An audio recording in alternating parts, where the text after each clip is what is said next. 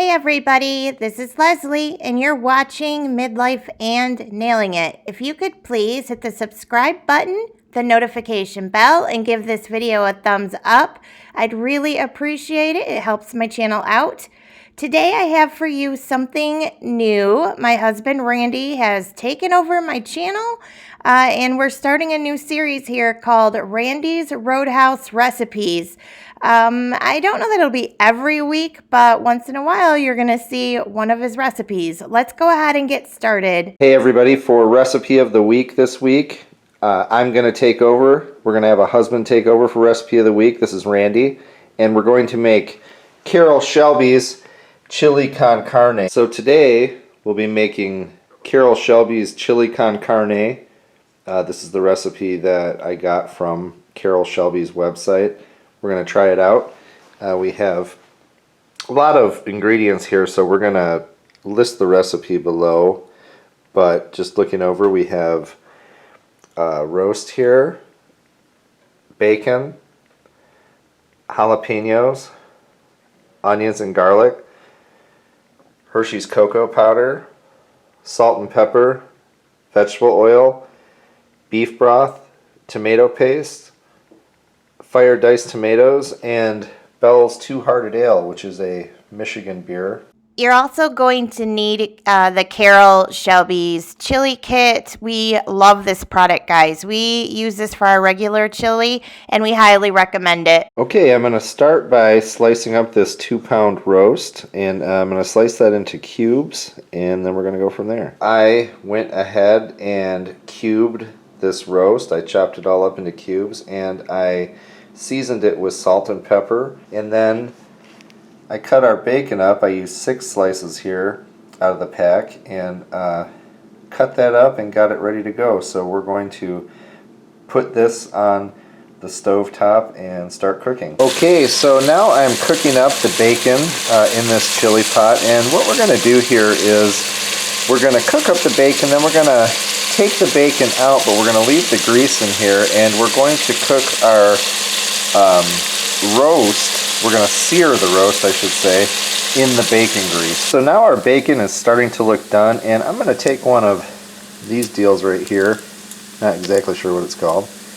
And I'm going to start to grab the bacon out of here, and I'm just going to move it to the side.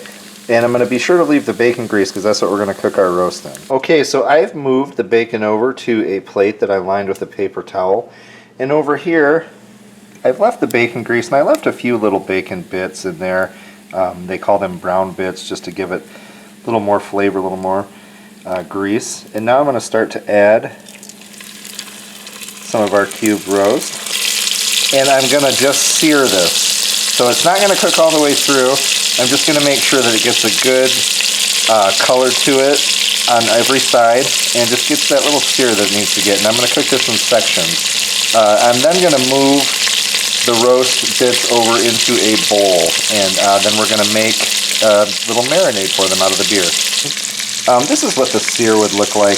It's just going to be cooked, make sure it's brown on all the sides, and I'm just going to move the pieces over into this bowl. So now I've got all of our roast moved over here, and I'm going to set this aside in this bowl. We're going to make sure that the oven is set for low at this point. We've moved all of our stuff over here, and we're going to use our beer, which I got Bell's Two Hearted Ale. That's a Michigan award-winning beer here, big seller.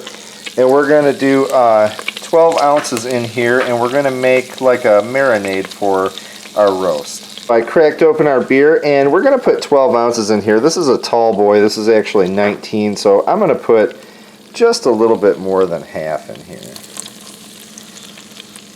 Look at that. So we're going to let this reduce by half, and then we're going to add it as a marinade to the top of our cubed roast. Okay, so now we've let this reduce down to half, and we're going to go ahead and dump this on top of our roast. It's going to make a little glaze there, be careful. And we're going to let that marinate in there. Okay, so now we're going to let this sit here, and we're going to chop up our vegetables. So we went ahead and chopped up our vegetables and got them ready to be put in. I did that off camera because I don't have the knife skills of my wife, and I would be embarrassed for you to see that. So I just have everything set up here. Someone assist him with the garlic. Someone assisted me with the garlic. You won't name names, but it was me. I wanted to do it like they do it in Goodfellas, and it's a lot harder than it looks. Okay? So we're going to add a little bit of vegetable oil.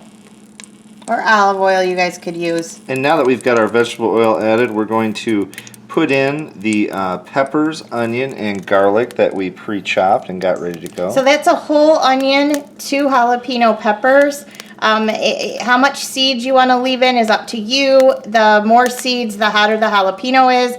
And then that is 6 garlic cloves, peeled and chopped up. So, right? Is that all that's in there? That's what's in there. All right, so then that's going into the pot. Okay, so we're just going to cook these up until they're softened. Okay, we're going to add 2 tablespoons of tomato paste, if I can get it out here. Leslie thinks it's hilarious to watch me struggle in making videos. I'm helping you. She is helping very much. Come on. But I'm letting you get on that saddle. You're taking the wheel, babe. The Food Network's approached me several times, but I'm just too busy with my other work. Yeah. So, yeah, if I could get that out of there. Okay. Okay, so there you go. You get it. It's 2 tablespoons of tomato paste. Okay. Okay, so this is what your vegetables should look like after you've added your tomato paste. You got to really get in there, put some oomph in there, and stir them up, get them well coated, and they're going to start to have this sort of a look to them. So we're going to add 2 cups of beef broth.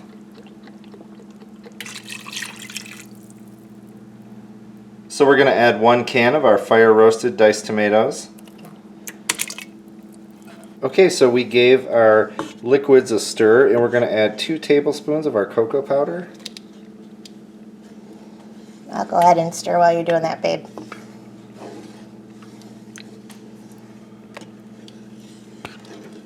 That's the Hershey's cocoa, so there's no sugar in this. It's not like Nestle Quick, for those of you that may not know. At this point, we're going to start to just add in our Carroll Shelby chili kit. We're going to stir it all together. That part's the mesa flour, I think. The mesa flour. And then the next thing is the chili spices mix. Chili spice mix. And then there's a cayenne pepper, which is a optional. Yeah, but we're gonna do it because we like it hot. We do. We like things hot up in here. Okay, so we're gonna add our cayenne pepper packet here. You guys, this is so nice. Like, it's thick. Very thick. Well, you can't feel it. You're not stirring it. It feels really nice. Yeah. Oh wow! Doesn't that feel nice already? It does. And at this point, smells so good. At this point, we're gonna feel free to add our bacon and our meats. Our meats. Yeah. Bacon. See what this looks like now. We've got it coated. It's been marinating in there, and we're gonna include that beer. We're gonna dump it all right in there, right into the pot. Oh my God! Everything smells so good, doesn't it? It sure does. This is gonna be delicious. We've never made this before. We've never made this before. We're pretty excited about it. Yeah. We do make Carroll Shelby chili pretty often. Yeah. So we saw this on their website and decided to give it a try. It's like the perfect amount of seasonings in that pack. Really Wouldn't you agree? I would It's agree. worth the extra little bit of money, guys. It really is. I think it's a great chili pack. Okay, so we're going to cook this for about, 3 hours? Yeah, you want to do it on a low simmer. You want to cover it and cook it for 3 hours. For 3 hours. So we'll be back in 3 hours, guys. Oh, this is going to be so good. Real quick, guys, you do want to make sure that you stir this. Oh, I think we did about every 45 minutes or so. And do cook that on a very low setting for the 3 hours. Okay, so we've had this going for 3 hours, and now it's ready to eat. This is how it looks when it's done. It smells really good. So good, you guys. Looks awesome. All cooked up. We'll show you what it looks like plated up. So we're going to plate it up and give it a try. Yeah. Oh, first though, what we pulled out to top our chili with, or people have choices, there's some tortilla chips. We grabbed some sour cream out of the fridge. We've got some shredded cheese here for people that want that. And then we have some black beans and corn that I cooked up real quick with a little bit of butter and Trader Joe's everything but the ayote seasoning. So we're gonna plate our chili up and we'll show you what it looks like. All right guys, so this is what my bowl of chili looks like. I put a little bit of sour cream in the middle and then some black beans on this side, some corn on the other side with some tortilla chips. And then I'm gonna hand the camera over to Randy and he'll show you what his plate looks like. This is what mine looks like, all plated up, or in a bowl I should say. Right, all bowled up. All bowled up. And I added cheese to mine, but basically just all the same things as what Leslie had, and we have just tried this. And oh my god, you guys, it's so flipping good. I'm not even kidding. So highly, worth the 3 hours. Highly recommended on this chili. So it took a little while, but I would say all in all, other than that, pretty easy and worth the wait. Yeah, it was super fun to do today. Today's a Sunday. It was super fun. All right, babe. Good job, babe. All right, thank you. Thanks so much for watching, guys. And we'll see you soon. No, you don't. We did it in unison. No, say it again. Oh, man. Thanks so much for watching, guys, and we'll see you soon.